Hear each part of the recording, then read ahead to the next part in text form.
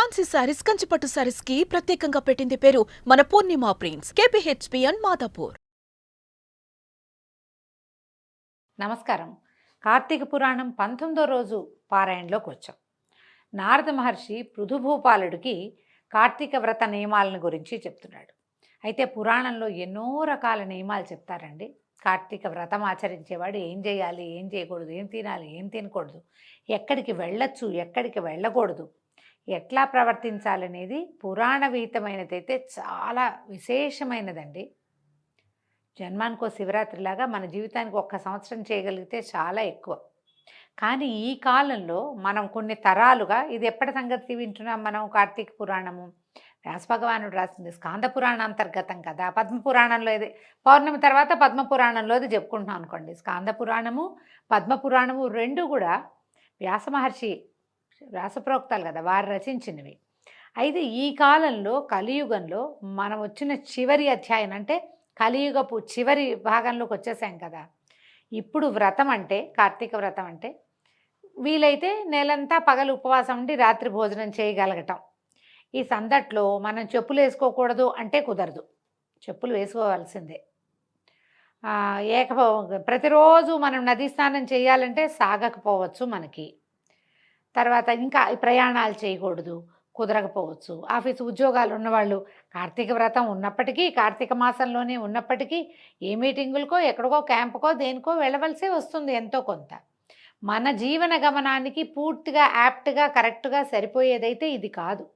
ఇందులో నుంచి కొన్ని సూక్ష్మ రూపంగా కొన్ని విధానాలు మనం తీసుకుని పాటిస్తున్నాం. సోమవారాలు ఉపవాసం ఉంటాం, పగలు ఉపవాసం ఉండి రాత్రి భోజనం చేస్తాము. తర్వాత ఏకాదశులు ఉపవసిస్తాము. కొన్ని చోట్ల ప్రాంతాల వారీగా అవకాశం ఉన్నవాళ్ళు రాత్రిపూట జాగరణ కూడా చేసే అవకాశం ఉంటుంది. ఉద్యోగం ఉన్నవాళ్ళు, ఉండలేని వాళ్ళు జాగరణ ఎక్కడ చేస్తారు? జాగారాలు లేవు, తగ్గించుకున్నాము. చేస్తారు కొంతమంది, తగ్గించేసుకున్నాము. మర్నాడు ఖచ్చితంగా ద్వాదశి నాడు బ్రాహ్మణ భోజనం, ఎవరికైనా బ్రాహ్మణుడికి భోజనం పెట్టే భోజనం చేయాలి. అది సాధారణంగా కుదరదు, వెతుక్కోవాలి. ఇవన్నీ సమస్యలు కాబట్టి సూక్ష్మాంశంగా అయినా మనం కార్తీకాన్ని విడిచిపెట్టకుండా, వదిలేయకుండా చేస్తూనే ఉన్నాం. ఈ పుస్తకంలో చెప్పినట్టుగా అలాగ చేయలేకపోతున్నాము, ఇది తప్పేమో పొరపాటేమోనన్న భావజాలంలోకి వెళ్ళబోకండి. మానేయటం కంటే చేయడం మంచిది. చేసేటప్పుడు ఎంతో కొంత చెయ్యాలి తప్పకుండా. కాబట్టి ఈ విధానాలు పురాతనమైనవని తెలుసుకుందాము. అప్పుడు ఏం చేసేవాళ్ళు, ఏం చెప్పబడింది అనేది వినయంతో వినడమే ఈ కార్తీక పురాణపు లక్ష్యం. సరే చూద్దాం ఇప్పుడు ఏం చెప్తున్నారు. కార్తీక వ్రతస్థులకు నియమాలు చెప్తున్నారు. ఈ వ్రతస్థుడు మాంసము, తేనె, రేగుపళ్ళు, నల్లావాలు, ఉన్మాదకాలని భుజించకూడదు. మనం ఇప్పుడు ఉపవాసం అనగానే నీళ్ళల్లో తేనె వేసుకుని తాగండి, కొంచెం షుగర్స్ అందుతాయి అని చెప్తున్నామండి. ఇందులో మాత్రం తినకూడదని చెప్తారు. ఈ ఉన్మాదకాలు అంటే కొంతమంది చూడండి, మనం పాన్పరాగ్ లాంటివి నోట్లో వేసుకుంటే ఒక శాంతంగా ఉంటుంది, అలాంటివి వేసుకుని అవి ఇప్పుడు తీసుకోకూడదు. అంటే మనల్ని ప్యాసిఫై చేసేవేవి పుచ్చుకోకూడదు అన్నమాట. తర్వాత పరాన్న భుక్తి, వేరే వాళ్ళ ఇంట్లో భోజనం చేయకూడదు ఖచ్చితంగా. తర్వాత పరద్రోహము, పక్కవాడిని ఎవరికి ద్రోహం చేయకూడదు. దేశాటనని త్యజించాలి. దేశాటం అంటే క్యాజువల్ ట్రిప్స్కి వెళ్ళవద్దు, కానీ తీర్థయాత్రలు మాత్రం తప్పకుండా చేయొచ్చు. ఫలానా దేవాలయం కోసం ఫలానా ఊరు వెళ్ళటం, మీరు వెళ్ళిన ఊర్లో దేవాలయాలు చూడాలి కానీ ఇతరత్ర ఫ్యాన్సీ వ్యవహారాలు, మ్యూజియం ఉంది చూద్దాం, ఇంకేదైనా ఉంది వేరే మతాల తాలూకు గోపురాలు బాగుంటాయని చూడడం, అలాంటివి చేయకూడదండి. తర్వాత మన పార్కులు అవి చూడకూడదు. మీరు వేరే ఊరు వెళ్తే తప్పకుండా దేవాలయ దర్శనం మాత్రమే, తీర్థాటనగానే వెళ్ళాలట. దేవ బ్రాహ్మ గురు రాజులను, స్త్రీలను, గోవ్రతస్థులను దూషించకూడదు. ఈ సమయంలో ఈ నెల రోజులు ఇది మనం చేయగలుగుతాం. దైవ దూషణ పనికిరాదు, బ్రాహ్మణ దూషణ పనికిరాదు. గురువు మనకి ఎవరైతే మనకి నేర్పిస్తారు, ఇప్పుడు ఇదివరకు అట్లాగా మనకి గురువు లేరు, మనకున్నదంతా టీచర్లే, వాళ్ళనే మనం గురువులుగా భావిస్తాం. లేదా మన తాలూకు ప్రాజెక్ట్ హెడ్స్ కూడా మనకి గురువులే, ఎవరో మనకి నేర్పిస్తారు, వాళ్ళని కూడా గురువుగానే భావించాలండి. వాళ్ళని దూషించకూడదు. తర్వాత రాజు అంటే ఇప్పుడు రాజులు లేరు కదా, అధికారులు అనుకుందాం, లేదా పదవిలో ఉన్నవాళ్ళు దూషణకి దిగకూడదు. స్త్రీలని దూషించకూడదు. తర్వాత గోవ్రతస్థులు, ఇలాగే మనలాగా వ్రతంలో ఉన్నవాడిని అసలు దూషించకూడదు. మనలాంటి వ్రతంలో ఉన్నవాడిని దూషించామా భగవంతుడిని దూషించినట్టే, వెంటనే శాపాలు వచ్చేస్తాయట. అవిసె నూనెను, నువ్వుల నూనెను, విక్రయాన్నమును, నింద్యవ్యజనయుక్త భోజనాన్ని, దూషిత ఆహారాన్ని విసర్జించాలి. అవిసె నూనె, నువ్వుల నూనె తినకూడదు కార్తీక మాసంలో. అవిసె నూనెలు మనం ఎట్లాగూ తినం, ఎప్పుడో ఒకసారి ట్రై చేస్తాం, కానీ అవిసె నూనె డబ్బాలు కొనుక్కొని చాలామంది మానేస్తారు. అది మహాజిగురు బంకలా ఉంటుంది, ముట్టుకోరు దాన్ని. నువ్వుల నూనె వాడుకుంటాం వంటల్లో, దాన్ని మానేయాలట. అంటే ఇప్పుడు మనం ఒక పని చేయొచ్చు, నెలంతా మానేస్తామో మానేయమో, ఈ ఉపవాసం ఉన్న రోజు సాయంకాలం భోజనం చేస్తాం కదా, సోమవారాలు, తర్వాత ఏమో ఏకాదశి నాడు ఉపవసించి ద్వాదశి నాడు భోజనం చేస్తాము, తర్వాత పౌర్ణమి నాడు పగలు ఉపవాసం ఉండి సాయంకాలం భోజనం చేస్తాము. అప్పుడు మీరు నువ్వుల నూనె వాడకుండా ఉంటే సరిపోతుంది వంటలోకి. తర్వాత ఏం చెప్తున్నారు, విక్రయాన్నము ఎక్కడా కొనుక్కుని తినద్దు. అంటే మనం ఏదైనా ఊరు వెళ్ళినప్పుడు ఇక తప్పదు కదంటే అప్పుడు దేవుడికి నమస్కారం చేసుకుని, పురాణాల్లో చెప్పబడింది, కానీ నాకు కుదరటలేదు, నేను వేరే ఊరు వచ్చాను. మనం తీర్థయాత్రకు వెళ్ళినప్పుడు కూడా అన్నం కొనుక్కుని తినే రోజేనండి, కలియుగం కదా ఇది. చేయలేనప్పుడు ఇక ముందుకెళ్ళిపోవటమే. తర్వాత నింద్య వ్యజన భోజనయుక్తం, ఏదైనా ఈ కూరలు మంచివి కాదు అని చెప్పిన వాటిని తినడం. ఉల్లిపాయలు వేసింది పనికిరాదండి, తినకూడదు. తర్వాత దూషిత ఆహారము, ఏదైనా కొంచెం కలుషితమైంది అలా అనుమానం వస్తే, అంటే నిలవబడింది, అవి తినకూడదు అనమాట. ప్రాణి సంబంధిత మాంసచూర్ణాలు, ఆమ్ల సంబంధితాలైన నిమ్మకాయలు, కొర్రల వంటి హీన ధాన్యాలు, అంటే తృణధాన్యాలు అంటున్నాం కదా మనం. ఇంకా ఆ పురాణంలో మాత్రం హీనధాన్యం అని చెప్పారండి, అలా ఎందుకు చెప్పారో తెలీదు, కానీ చెప్పబడింది. సద్దన్నాన్ని రాత్రికి పొద్దున వండిన అన్నాన్ని సాయంకాలం ఉపవాసం విడిచేటప్పుడు తీసుకోవద్దు, పనికిరాదు. సద్దన్నాన్ని స్వీకరించద్దు. మేక, గేదె, ఆవు తప్ప మిక ఏ ఇతర ప్రాణుల ఆమిష సంబంధ క్షీరాలను స్వీకరించద్దు. ఆవు పాలు, గేదె పాలు, మేకపాలు తాగేవాళ్ళు కొంచెం పల్లెల్లో కనపడతారండి, మనకి ఇప్పుడు కొంచెం తక్కువే. ఇవి తప్పిస్తే గొర్రె పాలు కానీ, గాడిద పాలు కానీ, ఇప్పుడు ఆరోగ్యాన్ని గాడిద పాలు ఇస్తున్నారు కదా, అవి తీసుకోవద్దట. తర్వాత బ్రాహ్మణుల చేతే అమ్మబడే రసాలను, భూజాత లవణాలను విసర్జించాలి. ఇదేమిటో మనకు పెద్దగా తెలియదండి, ఆ కాలంలో జరిగేదేమో. రసాలు తీసుకోకూడదట, భూజాత లవణాలు, నేను అనుకుంటాను ఇది సైంధవ లవణము అది పనికిరాదని వీళ్ళ పాయింట్ ఏమో అనుకుంటున్నాను, అదైతే తెలీదండి. రాగి పాత్రల్లో ఉంచిన పంచగవ్యము, చిన్న చిన్న గుంటల్లో ఉండే నీళ్లు, దైవానికి నివేదించబడని అన్నము, ఈ మూడు మాంసతుల్యాలుగా చెప్పబడుతున్నాయి. మనం మొట్టమొదట కార్తీక పురాణం గురించి, కార్తీక మాసం గురించి చెప్పుకునేటప్పుడు కొన్ని వాక్యాలు చెప్పుకున్నామండి, ఇప్పుడు మళ్ళీ వాటిని చెప్దాం. కార్తీక మాసంలో ఉపవాసం అంటే సాధారణంగా ఆహార స్వీకారం చేయకుండా ఉండడమే ఉపవాసం అని మన లోక సహజంగా చెప్పుకునేది. భగవంతుని సన్నిధిలో ఉండటం, గోవిందనామాలు, విష్ణునామాలు, శివనామాలు, నామ సంకీర్తన చేసుకుంటూ ఉండటం, సాధ్యమైనంత నిశ్శబ్దంగా ఉండటం, బ్రహ్మచర్యము, ఏకభుక్తము, భూశయనము పాటించటము, ఇవి మనకి సాధారణంగా ఉపవాస నియమాలు. అయితే కొంచెంమంది మన గర్భవతులు కానీ, చంటి పిల్లల తల్లులు కానీ, అనారోగ్యంతో ఉన్నవాళ్ళు కానీ, వృద్ధులు కానీ, చేతకాని వాళ్ళు, కొంతమంది ఓపిక లేని వాళ్ళు, అన్నం లేకుండా ఉండలేని వాళ్ళు, ఇలా ఉంటారు కదా, వీళ్ళకు కూడా ఉపవాసం చేయాలన్న ఆస్థ ఉంటుంది. కార్తీక మాసం మంచిదని వింటాం కదా, అప్పుడు ఏమనుకుంటాం మనము, ఏం చేయొచ్చు దానికి సులువైన పద్ధతి.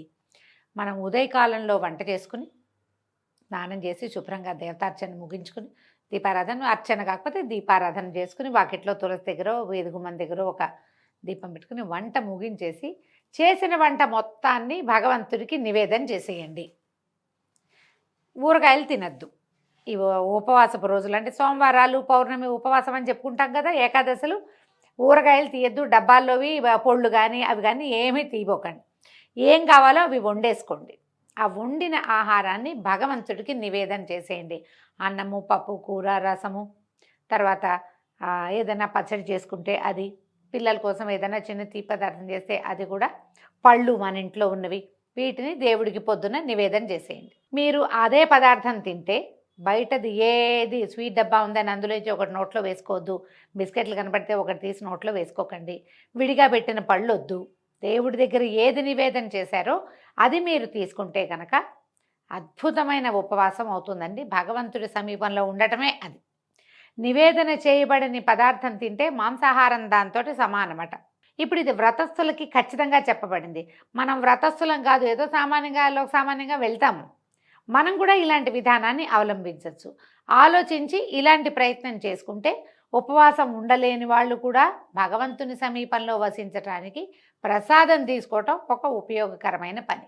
మీరు నివేదన చేస్తే అన్నం ప్రసాదం అయిపోతుంది, అంతే. బ్రహ్మచర్యాన్ని, భూశయనాన్ని పాటించాలి. ఆకులలోనే భోజనం చేయాలి. ఎవరైతే ఇది నియమంలో ఉన్నారో వాళ్ళు ఉపవాసం విడిచేటప్పుడు బాదమాకుల్లోనూ విస్తరాకులోనూ అరిటాకులోనూ పూజిస్తే అరిటాకు చాలా శ్రేష్టం అండి. బాదమాకులు కూడా మంచివే. కుదిరితే మనం విస్తర్లలో లేకపోతే విస్తరాకు ఉంటుంది వాటిలో భోజనం చేయటం. తర్వాత 4వ జామున భుజించడమే శ్రేష్టం. ఈ కార్తీక వ్రతస్థుడు ఒక్క నరక చతుర్దశి నాడు తప్ప తక్కిన దీక్షా దినాల్లో తైలాభ్యంగనం చేయకూడదు. అంటే ఇప్పుడు చూడండి, ఈ చతుర్దశి ఎందుకు వస్తుంది, నరక చతుర్దశి కార్తీక మాసంలో అని ప్రశ్న వస్తుంది. పురాణం ప్రకారము సూర్యుడు తులా సంక్రమణం చెందిన దగ్గర నుంచి ఈ కార్తీక వ్రతం పెట్టుకుంటారు. అది ఎప్పుడు జరిగింది, కిందటి నెలే జరిగిపోయింది. ఇంచుమించుగా ఆ పౌర్ణమి మర్నాటి నుంచి, ఎప్పుడు ఆశ్వయుజ పౌర్ణమి నుంచి కార్తీక పౌర్ణమి వరకు తులా సంక్రమణం. ఈ 40 రోజులు 30 రోజులు చేసే వాళ్ళకి ఇది చెప్తున్నారనమాట. దీక్షా దినాలలో తైలాభ్యంగనం చేయకూడదు. మనం ఎట్లా అప్లై చేసుకోవాలంటే, ఉపవాసం ఉన్న రోజున నెత్తికి నూనె పెట్టుకుని స్నానం చేయకూడదు. ఒట్టి నీళ్లు పోసుకోవచ్చు. నదిలోనో చెరువులోనో, బావి దగ్గర అయితే నదిలో చెరువులో అయితే మునగడం, 3 మునకలు వేయటం. బావి దగ్గర అయితే బకెట్ ఎత్తి నెత్తి మీద పోసుకోవటం అంతే తప్ప నూనె రాసుకొని తలంటి పోసుకోకూడదు. తల చాలా జిడ్డుగా ఉంటుంది. ఆఫీస్కి వెళ్ళాలి. ఎలాగండి అంటే, ఇప్పుడు మనకి అమెండ్మెంట్లు వచ్చినాయి కాబట్టి ఒట్టి తల మీదే ఒక నలకంత షాంపూవో, చిటికెడు శనగపిండో, సీకాయ పొడో వేసి తలకాయ రుద్దుకోవచ్చు. కానీ నూనె పెట్టుకుని స్నానం చేయకూడదు. ఒంటికి నూనె రాసుకొని నూనె వదిలించుకోవటం అవి ఉపవాస దినాల్లో పనికిరావు. విష్ణువ్రతం చేసేవారు వంకాయ, గుమ్మడికాయ, వాకుడుకాయ, పుచ్చకాయలను విసర్జించాలి. బహిష్టలతోనూ అంటే పీరియడ్స్లో ఉన్నవారితోనూ, మ్లేచ్చులతోనూ, వ్రతభ్రష్టులతోనూ, వేదత్యక్తులతోనూ సంభాషించకూడదు. అటువంటి వారి ఎంగిలి కానీ, కాకులు తాకిన ఆహారాన్ని కానీ, అశౌచ అంటున్నారు. అశౌచ సంబంధిత ఆహారం అంటే ఎక్కడైనా బాగుండని చోట్ల పెట్టిన పదార్థాన్ని తీసుకోవద్దు. తన శక్తి కొలది విష్ణుప్రీతికై కృచ్రాదులను చేయాలి. గుమ్మడి, వాకుడు, సురుగుడు, ముల్లంగి, మారేడు, ఉసిరిక, పుచ్చ, కొబ్బరికాయ, ఆనప, చేదు పొట్ల, రేగు, వంకాయ, ఉల్లి వీటిని పాడ్యమి ఆదిగా పరిత్యజించాలి. కార్తీక మాసంలో కూడా ఉసిరికాయని తినకూడదు. ఇవేగాక ఇంకా కొన్నిటిని కూడా వర్జించాలి. మరికొన్నిటిని బ్రహ్మార్పణం చేసి భుజించాలి. ఇప్పుడు మనకు అనుమానం వస్తుంది, మనం ఇప్పుడు కార్తీకంలో ఉసిరికాయ దానం చేస్తాం, ఉసిరికాయ తినాలంటారు కదండి. అంటే ఉసిరికాయ బ్రహ్మార్పణం చేసిన ఉసిరికాయ పనికొస్తుంది. అందుకని ఏం చేస్తాం, పచ్చడి చేసి స్వామికి నివేదన చేసి తీసుకోవచ్చు. కార్తీకంలో ఉసిరికాయలు కొంచెం లేతగా ఉంటాయండి, అంత ముదురుగా ఏమి ఉండవు. ఇవి మనం ఉపవాసం చేసినప్పుడు ఏకాదశి నాడు, మర్నాడు, ద్వాదశి నాడు ఉసిరికాయ తినాలి. ఈ నియమం ఉన్నవాళ్ళు బ్రహ్మార్పణం చేసి తీసుకోవచ్చు. ఈ కార్తీక మాసంలో చేసినట్లే మాఘమాసంలో కూడా ఇదే వ్రత విధానాన్ని పాటించాలట. కార్తీక వ్రతాన్ని యథావిధిగా ఆచరించే భక్తులను చూసి యమదూతలు సింహాన్ని చూసిన ఏనుగు వల్లే పారిపోతారు. 100 యజ్ఞాలు చేసిన వాడు కూడా స్వర్గాన్నే పొందుతాడు. కానీ కార్తీక వ్రతస్థుడు మాత్రం సాయుజ్యముక్తిని పొందుతాడు. అంటే విష్ణుని పూజించిన వాడు విష్ణు సాయుధ్యాన్ని, శివుని పూజించిన వాళ్ళు శివ సాయుధ్యాన్ని పొందుతారు. కాబట్టి యజ్ఞయాగాదుల కన్నా కార్తీక వ్రతం గొప్పదని తెలుసుకోవాలి. ఓ రాజా, భూలోకంలో ఉన్న పుణ్యక్షేత్రాలన్నీ కూడా కార్తీక వ్రతస్థుని శరీరం అందే ఉంటాయి. విష్ణువాజ్ఞావశవర్తులైన ఇంద్రాదులందరూ రాజుని సేవకులు కొలిచినట్లుగా ఈ వ్రతస్థుణ్ణి సేవిస్తారు. విష్ణు వ్రతాచరణ పరులు ఎక్కడ పూజింపబడుతుంటారో అక్కడి నుంచి గ్రహములు, భూత ప్రేత పిశాచాదులు పలాయన మంత్రాన్ని పఠిస్తాయి. యథావిధిగా కార్తీక వ్రతం చేసే వారి పుణ్యాన్ని చెప్పటం చతుర్ముఖుడైన బ్రహ్మ కూడా సాధ్యం కాదు. ఈ కార్తీక వ్రతాన్ని విడవకుండా ఆచరించేవాడు తీర్థయాత్రలు చేయవలసిన అవసరమే లేదు. ఎందుకంటే వీడు తీర్థయాత్ర చేసినట్లే అవుతుందట. అయితే ఇంకా చెప్తున్నాడు, ప్రజారంజనశీల పృథునుపాల. ఇంకా ఈ కార్తీక వ్రత ఉద్యాపన విధిని సంగ్రహంగా చెప్తున్నాను విను. మనం ఇప్పుడు వ్రతము ఉద్యాపన 2 చేయమండి, కార్తీక మాసాన్ని పాటించుకుంటూ వెళ్తాం అంతే. ఈ వ్రత ఉద్యాపన విధి ఏం చెప్తున్నారనమాట. విష్ణుప్రీతి కోసము, వ్రత సాఫల్యం కోసము కార్తీక శుద్ధ చతుర్దశి నాడు వ్రతస్థుడు ఉద్యాపన చేయాలి. అంటే శుద్ధ చతుర్దశి నాడే చేసేయాలి. అంటే ఇది మనం ముందు చెప్పుకున్నాం కదా, తులా సంక్రమణం నుంచి వృశ్చిక సంక్రమణం దాకా మాత్రమేనమాట.